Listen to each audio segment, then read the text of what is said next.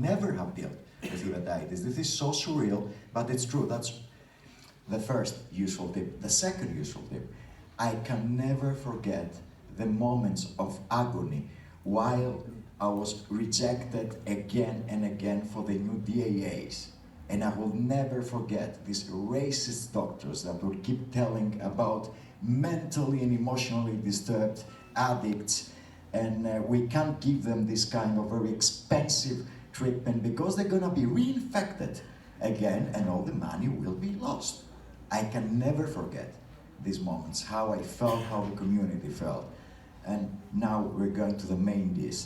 The first thing that comes to mind when we talk about a personal history of substance use and an inevitable encounter with bloodborne infections is that as users, we are very poorly informed about anything relevant. This lack of information coupled with the perceived inadequacy of harm reduction structures and grids and made us not to hesitate to share our paraphernalia.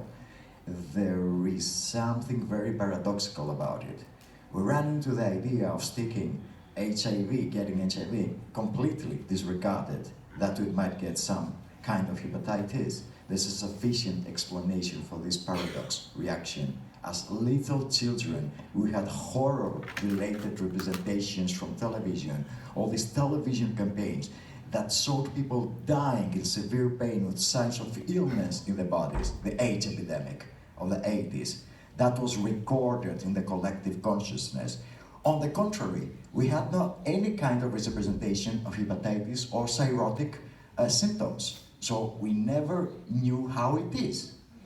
Usually in our country in the past decades, we learned that we are vectors of hepatitis when we made the first attempt to join a rehabilitation program. That's how I learned it back in the days 2009. Then I realized that I wasn't HIV positive back then, that something happened to me later.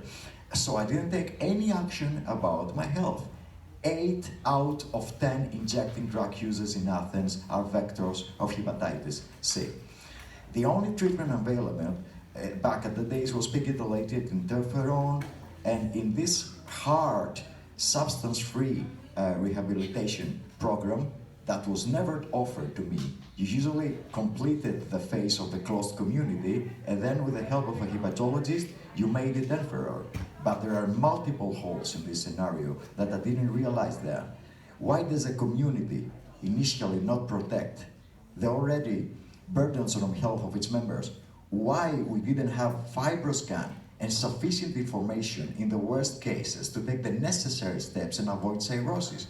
Who is in the final analysis had such power over our lives and our bodies?